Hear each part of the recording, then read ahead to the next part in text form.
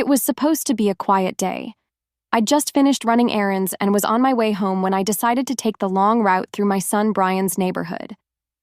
I hadn't seen Lily in a while, and on impulse, I thought I'd drop by to say hello. I didn't call first, I never had to. We were family, after all. But as I turned onto their street, something immediately made me slow down.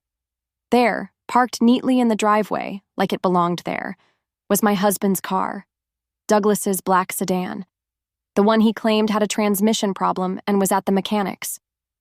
The same car he told me wouldn't be back until the weekend. Yet there it was, right in front of Lily's house, clean and shiny as ever. At first, I thought I was mistaken. I even stopped the car and stared at it for a while, expecting someone else to come out. Maybe it wasn't his. Maybe it just looked like his. But my stomach told me otherwise. I parked a little farther down the road out of sight and sat in silence for a moment. My hands were resting on the steering wheel, but they felt stiff, cold. I don't know what made me do it, but I got out and started walking. Slowly. Carefully. Like something inside me knew that whatever I was about to find wasn't going to be good. The front door was shut, and the curtains were drawn, which was odd. Lily always kept the front windows open. She said she liked the sunlight. I moved around to the side of the house where the guest room window faced the small garden. That's when I heard voices. I froze. Douglas's voice came through clearly. Calm. Familiar. But what caught me off guard was the tone. Too soft, too comfortable, the way you speak to someone you've grown far too used to whispering to. And then, Lily's voice, low, intimate. I could barely make out the words, but it was enough. I know I shouldn't have, but I moved closer to the window, just enough to hear better. She laughed. That sweet, nervous kind of laugh I'd only ever heard her use around Brian. But this wasn't for Brian. Then I heard Douglas say something I'll never forget. If she ever finds out, it's over. I didn't breathe. Lily replied softly. She won't. She trusts you. And she wouldn't believe it even if someone told her. I felt something in my chest tighten. My ears were ringing. The kind of ringing that makes the world feel far away, like you're watching your life from outside your body.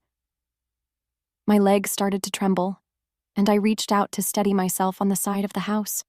I don't know how long I stood there. I just remember their voices, warm, familiar, far too close. I didn't need to hear more. I had heard enough. I turned and walked away slowly, careful not to make a sound. My hands were shaking, my steps unsure. As I got back to the car, I sat in the driver's seat for several minutes, staring at nothing, trying to understand. Douglas was supposed to be out of town. Lily was supposed to be my daughter-in-law. This wasn't just a bad dream. It was real, it was happening, and I had no idea what to do. I didn't start the engine right away. I sat there, trying to breathe through the storm building in my chest. I wanted to scream, but I couldn't.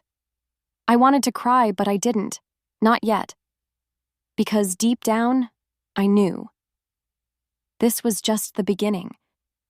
And whatever this was, it ran deeper than I was ready for. I didn't sleep that night. I laid there beside an empty space in my bed, thinking about everything I'd heard at Lily's house. Douglas had told me he was visiting his cousin in Fairview for a few days. He even packed a bag, kissed me on the cheek, and told me not to wait up. The lie had been so smooth, so ordinary, I hadn't questioned it. After 35 years together, I thought I knew his rhythms.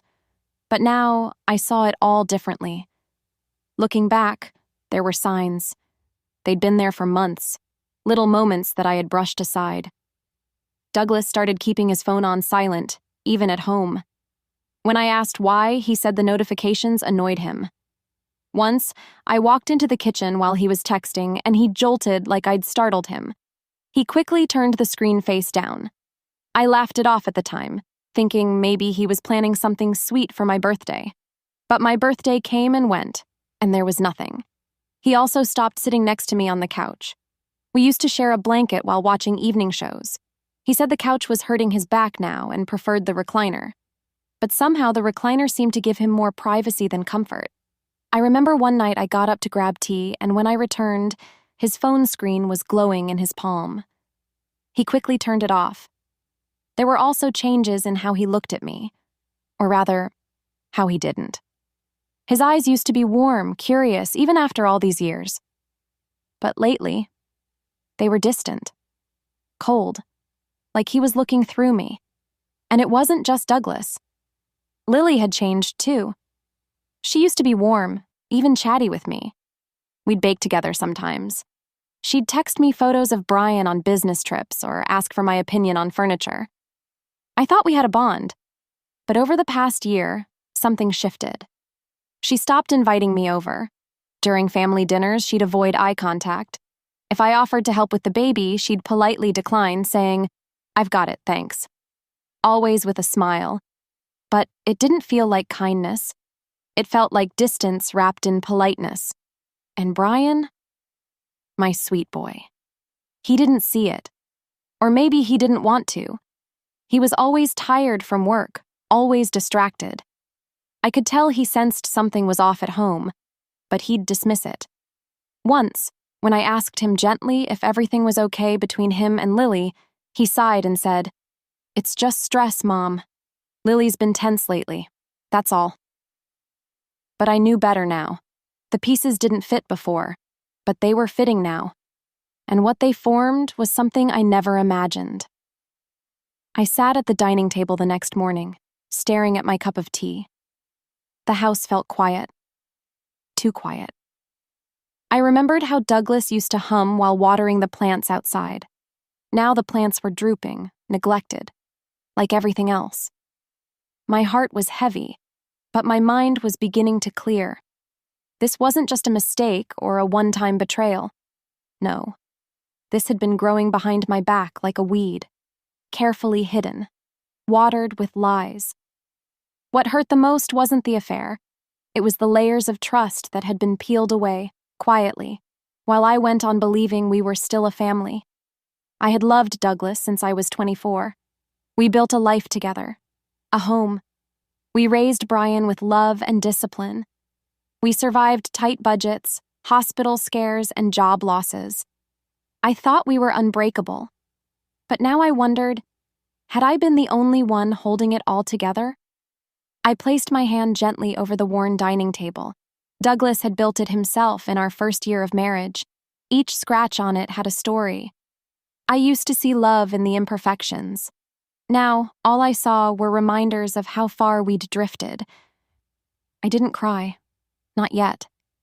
But something inside me had shifted. I could feel it. This wasn't a situation I could ignore. It wasn't a phase. It was a storm. And I had just stepped into the eye of it. And somehow I knew. If I started digging, I wouldn't like what I found. But I also knew I couldn't stop myself. I don't know what gave me the strength to return to Lily's house the next day.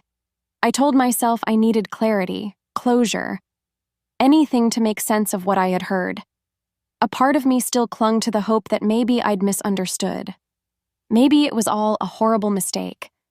But deep down, I knew. The truth had already begun to take root in my bones. I waited until late afternoon, when I knew Brian would still be at work. I parked a little farther away this time, where no one would think twice about my car. I wore a plain jacket and tied my hair back, and silly, really, like I was trying not to be noticed by my own family. I crept through the side path again, the same way I had the day before. The garden was quiet, but the blinds in the guest room were slightly ajar. That was new. I crouched beside the window, careful not to make a sound, and leaned in. I heard Douglas first. His voice was lower this time, slower, like he was thinking between words. He has no idea. I stayed last night just to be sure. Then Lily's voice, almost whispering, followed. "You shouldn't have gone back to her at all." My heart thudded. Her? She meant me. Douglas sighed. I had to. She was asking questions. She's suspicious. Then lie better, Lily snapped, her tone sharp. The more she pokes around, the closer she gets. And I'm not risking everything because you got sloppy. There was a pause. Silence thick enough to drown in. Douglas spoke again, but this time with a softness that twisted my stomach. You know I'd choose you. I flinched. Don't say things you don't mean, Lily said. We've come too far. You need to fix this before she finds out about... She stopped. There was a loud clink, maybe a cup set down on the table, and then the sound of movement. I leaned back from the window just slightly, my breath shallow. My legs were beginning to ache, but I didn't dare shift. Fix what? Before I could even process it, Douglas chuckled, that familiar, easy laugh he used to use with me. The same one that used to make me feel like everything was fine. She's not as sharp as she used to be, he said. Trust me, she won't figure this out. I closed my eyes. He wasn't talking about a stranger. He was talking about me. I stayed crouched for a few minutes longer, afraid to move. Their voices dropped again, but I couldn't make out the rest. I didn't need to. The damage was done. There was no room left for doubt. I rose slowly, my knees stiff from kneeling. My palms were cold, damp from gripping the window ledge. Every step I took away from that house felt like 1,000 pounds of weight pressing on my chest. My thoughts were spinning. How long had this been going on? When did Lily become this person? And how had Douglas, the man who once carried me across the threshold of our first home, become so unrecognizable? I reached the sidewalk and took one last look at the house. I remembered when Brian and Lily first bought it. Douglas and I had helped paint the nursery. We'd brought over casseroles and wine. I'd sat on that porch and rocked my granddaughter to sleep. And now, I couldn't bear to look at it. I got in the car and sat still for a long while, gripping the steering wheel with both hands. My knuckles were pale. My reflection in the rearview mirror looked older, sadder, like someone I barely recognized. Something sacred had been broken. Not just my marriage, not just trust, but something deeper. And the worst part was knowing they weren't sorry. They weren't hiding because they felt guilt. They were hiding because they still had something to protect. Whatever it was, I was going to find it. But I wasn't going to rush. I was done being the one who asked nicely, who waited to be told the truth. From now on, I would look for it myself. When I got home that evening, the house felt colder than usual. Maybe it was just me, or maybe it was the silence. That thick, heavy kind of silence that settles when something in your life has shifted and you don't yet know how to exist inside it. I didn't cook dinner, I didn't clean, I didn't bother changing out of my coat. I walked straight to the study. Douglas hadn't used that room much lately, not since retirement. But he still kept a few things in there. An old drawer chest, some papers, files. He'd always been possessive of his desk. It was the one place I never touched. Out of respect, out of trust. But tonight, I opened every drawer. At first, it was all junk. Old receipts, paper clips, a cracked stapler. But then I saw it, tucked beneath a pile of tax forms, inside a thin manila folder, a small black cell phone. One I'd never seen before. I held it in my hand for a long time. It was cold. The kind of cold that felt unnatural, like it had been hidden a long time. I pressed the power button and the screen lit up. No password. What I found on that phone changed everything. Dozens of messages, all from a single contact, Lily. Same time tomorrow? I missed you today. Don't forget the envelope. Photos. Some of them blurry, others too clear. There were texts going back almost a year. My heart pounded as I scrolled. Their language wasn't always romantic, and most of it was practical, planned, coordinated. But that made it worse.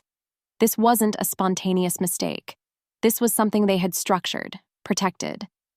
Then, just as I was about to put the phone down, one message stopped me. It was dated 6 months ago, just a few weeks after Lily gave birth to her second child. He still doesn't suspect the baby isn't his. I told him the timing was early, and he believed me. Thank God he looks enough like Brian. I read it twice, 3 times. I nearly dropped the phone. The baby. Brian's daughter. My granddaughter. Lily was saying, "She wasn't Brian's? No. No, no, no." My stomach turned. The walls around me seemed to pulse. The message wasn't a misunderstanding. There was no ambiguity. Lily had admitted it. Not just the affair, but the lie that stretched deeper than any I'd imagined. She had passed off Douglas's child as Brian's. I felt like I was going to be sick. My hand covered my mouth as I lowered myself onto the floor, the phone still glowing in my palm. How could she? How could he? Did Douglas know? Of course he did. That's why he kept this phone. That's why they were whispering about fixing things. This was bigger than I ever expected. It wasn't just betrayal. It was deceit rooted into the heart of our family. And the worst part? Brian had no idea. He adored that baby. He called her his miracle girl. I remembered the way he held her the first time, tears streaming down his cheeks. How he looked at Lily with pure love, so sure he was standing beside the woman who completed his life. And all along, she was lying to his face. I sat there in the study, still holding the phone, unable to move. My mind kept circling the same question over and over. Why? What did they want? What were they gaining from this? I had no answers yet. But I knew this. I couldn't let this continue. Brian deserved to know. My family deserved better than this rotten shell we were all living in. But I had to be careful. I couldn't go storming in with accusations. Not yet. They were hiding this for a reason. That meant there was more. More secrets. More lies. And if I wanted to tear it all down, I needed to be smart. Because once I started unraveling this thread, I wouldn't stop until everything was exposed. The morning after I found the phone, I sat at the kitchen table with a pen and a notebook. I needed to keep track. Dates, messages, details. My mind was too full, and I didn't want to forget anything. Every time I replayed that message about the baby not being Brian's, I felt my hands tighten around the pen. I kept telling myself this couldn't get worse, but something in my gut said it could. That same morning, I called Linda. Linda and I had been friends since we were both young mothers. She'd once worked as a paralegal and had connections in town. Most people knew her for her quiet smile and sharp mind. What most didn't know was that Linda never forgot a thing. If anyone could help me quietly look into Douglas's recent behavior, legally or otherwise, it was her. We met at a small coffee shop on the edge of town where nobody knew our names. I slid the burner phone across the table, already unlocked. She scrolled through it quietly, eyebrows rising higher the further she went. When she finished, she looked up and said gently, "Grace, you need to prepare yourself. There's no way this ends neatly." "I know," I whispered. "But I have to protect Brian. He doesn't know anything." Linda nodded and made a few calls. She didn't ask too many questions, just said she'd dig into Douglas's financial records, asset transfers, and anything unusual in the last couple of years. What she found made my blood run cold. 2 days later, we met again. She slid a manila envelope toward me. Inside were copies of property documents and a quiet paper trail that showed Douglas had been transferring small sums of money every few months to a private account, one I never knew existed. But that wasn't all. "Grace," Linda said, tapping one of the documents, "I think he's been funding Lily directly." "What?" My voice cracked. "This account," she pointed again, "is in her name, set up just last year, and several of the deposits line up exactly with dates from the texts you showed me." I felt like the air had been knocked out of me. Douglas wasn't just cheating on me. He was supporting Lily behind our backs. Money we'd saved, funds we'd built together over a lifetime, retirement accounts, all funneled to the woman married to our son. But Linda wasn't done. "There's something else," she said slowly. I found an old hospital billing code tied to Douglas from about 35 years ago. It's marked as a private DNA consultation. I froze. "What are you saying?" She looked at me gently. Grace, I think Douglas may have requested a paternity test on Brian, back when he was born. My hand went to my chest. No, that's not possible. Brian is his. I'm not saying he isn't, she replied carefully. But Douglas had doubts at some point. That's why he ran the test. I couldn't breathe. Douglas never told me he questioned Brian's paternity. We were married, together. We never had a separation. There was never another man. Unless it was projection. Unless he was the one with secrets back then, and he thought I might have had one too. How long had he been living with that suspicion? And why would he keep it a secret if the results confirmed Brian was his? Unless the results didn't. I felt dizzy. Everything I thought I knew was unraveling. My husband might not be Brian's father, and now he'd fathered a child with Brian's wife. It was like history repeating itself. Only this time, it was a betrayal I had no part in. I looked at Linda, my voice shaking. Can you find out the result of that test? She nodded slowly. I'll try. No promises. It's old, but I'll look. I gripped the edge of the table, trying to keep my hands from trembling. I had walked into this thinking I was uncovering one lie, an affair. But now I was tangled in something much darker, something generational, a web of secrets that stretched backward as much as it did forward. I didn't know where it ended, but I knew this. I was going to keep going. Because whatever truth had been buried in this family, I was going to dig it up. I felt like I was walking through a dream. Not the kind you wake from, sweaty and relieved, but the kind that follows you, hour after hour, like a shadow you can't shake. Even after Linda confirmed the hospital record was old and unrelated, just a routine checkup, and assured me Brian was Douglas's son, the weight in my chest didn't lift. If anything, it grew heavier. Because it meant Douglas had no excuse. No strange confusion from the past. No trauma to fall back on. Just choice. He had chosen to betray his son. He had chosen to build something twisted with Lily and lie to us all. And the baby. The child that Brian tucked in every night, sang lullabies to, called my angel. That baby wasn't his. I stared at the ceiling for most of that week. I didn't eat much. I didn't call Douglas. He still thought I was unaware. He still kissed me on the cheek each morning and mumbled something about golf or errands or needing air. Fine. Let him lie. Because I was planning something. I needed them all in one place. Together. I couldn't go to Brian privately. Not yet. He wouldn't believe it without proof, and I refused to speak without evidence. I wanted them to hear it together. To look each other in the eye when the truth came out. So I invited everyone to dinner. I sent a group text to Douglas, Brian, and Lily. Simple and warm. Sunday dinner at 6, family night. Been too long. Lily responded first. Sounds lovely, Grace. I'll bring dessert. Douglas followed with a thumbs up emoji. Brian took longer. Finally, he replied, Sure, Mom, I'll make it. I cleaned the house the day before, not because I needed to impress them, but because I needed to feel in control. I rearranged the table, made space near the wall where I could hide a small phone, already set to record. I tested the placement 3 times to make sure it picked up every voice from every chair.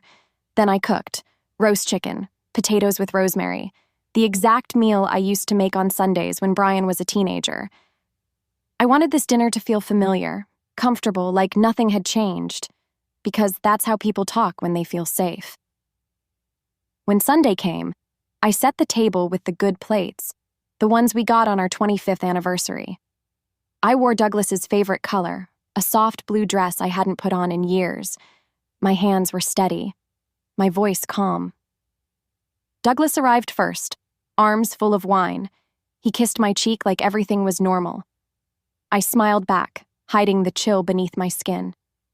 Lily came in next, holding the baby on her hip and a tray of chocolate tarts in her other hand. She greeted me like a daughter, even leaned in and whispered, "You look beautiful tonight." I nearly laughed. Brian came last. He looked tired but happy. He kissed the baby, ruffled her hair, and gave me a hug that lingered longer than usual. "Smells amazing, Mom," he said. "Thanks for doing this." "Of course," I smiled. "Family always comes first." Dinner started slow, easy. Brian talked about work. Lily chimed in with stories about the baby. Douglas poured wine, cracked a few old jokes. I responded like nothing was wrong. I asked questions. I laughed in the right places. I served food and topped off glasses. But every time Lily leaned toward Douglas, every time their eyes met across the table, I watched. And every moment, the phone hidden behind the fruit bowl kept recording. Every word, every slip, every careful glance. I didn't need them to confess. I just needed their body language, their familiarity, the small, casual interactions that, when viewed later, with the truth known, would speak louder than any message or call. When dessert was served, I looked around at the faces of the people I once called my world. One man I had loved for 35 years. One daughter-in-law I welcomed like my own. And my son, my sweet, loyal son, caught in a nightmare he didn't even see coming. I sat back and said softly, "You know, I've been thinking a lot about family secrets lately." Douglas looked up, a faint flicker of tension crossing his face. Lily's fork paused midair. Brian blinked. "What do you mean?" I smiled. "Oh, nothing," I said. "Let's just enjoy the evening." But in my mind, I knew. The next dinner wouldn't be so quiet. The night after the dinner, I sat alone at the dining table, phone in hand, listening to the recording. Every detail I'd hoped for was there. The looks between Douglas and Lily, the subtle comments, the slip-ups. They were careful, yes, but not careful enough. I watched the video I secretly took from the sideboard. Body language doesn't lie. Lily touched Douglas's hand too easily. He leaned into her laugh like it was a habit. And when I mentioned family secrets, their faces changed, tightened. There was guilt in Lily's smile, and fear in Douglas's eyes. It was enough to prove that I wasn't crazy, enough to show Brian. The next morning, I asked him to come over. Just him. I told him I needed help moving some boxes in the garage. He didn't question it. When he arrived, I tried to act normal, but I could barely look him in the eye. He was my son, my only child, and what I was about to show him would shatter him. "Mom?" he asked, wiping his hands after moving the last box. "What's going on?" I took a deep breath and handed him the phone. "Sit down and watch this, please." He frowned but obeyed. I sat beside him, silent as the dinner footage played. At first, he didn't understand what he was watching, but then he saw the way Lily touched Douglas's hand, how they smiled at each other, how Douglas looked at her when no one was watching. Brian leaned forward. When the recording shifted to the audio clips from the burner phone, the ones with Lily saying, "He still thinks the baby is his," he froze. He didn't blink, didn't speak, just stared at the floor for a long time after it ended. Finally, he whispered, "Are you saying—" I nodded. "Yes, Lily and your father. The baby. She isn't yours." He shot up from the chair and took 2 steps back, breathing heavily. No, that's not possible. Lily would never—" "She did," I said gently. "I'm sorry, Brian. I didn't want this for you, but you needed to know." He didn't say anything, just stood there, fists clenched, breathing like he'd run a mile. I wanted to hold him like I did when he was a boy, but I knew he wouldn't let me. Not right now. "I need proof," he said at last. "More than this." "I already filed for a paternity test," I replied quietly. "Privately. It's coming back tomorrow." He nodded slowly, still dazed. "Okay." The next evening, we sat together again. This time waiting for the call from the private lab. When it came, Brian answered with trembling hands. The results were clear. 0% probability of paternity. Brian didn't speak. He simply lowered the phone, closed his eyes, and let out a long, quiet breath. Then he stood up, picked up his keys, and walked out the door. I didn't follow. He needed space, and I trusted he knew what to do. I don't know exactly what happened when Brian arrived at his house. I only know what he told me later. He walked in, held the baby for a long time, then gently placed her in her crib. He turned to Lily and said one word. "Why?" She tried to deny it at first. Then she cried. Then she begged. But Brian was already gone. He called me from his car that night and asked if he could stay with me for a while. I told him yes, of course, always. As for Douglas, he came home late, drunk and stumbling. He must have heard. Maybe Lily called him in a panic. He tried to talk to me, but I said nothing. Just handed him an envelope, divorce papers. He laughed at first, said I was being emotional. But I wasn't. I was done. The next morning, I sent the video and test results to a lawyer, and then to Lily's parents. Her job, her friends, every person she'd used to parade her perfect family life to. I didn't want revenge, I wanted truth, and when it came out, it landed like a bomb. Douglas moved out 2 days later. Lily lost everything, her marriage, her reputation, her support. And Brian, he's healing. Slowly. He's still here with me, and he's still hurting. But at least now, he knows he wasn't crazy. He knows who stood by him. As for me, I'm starting over. Not with anger, but with peace. Because the truth may have burned everything down, but sometimes the ashes are the cleanest place to begin.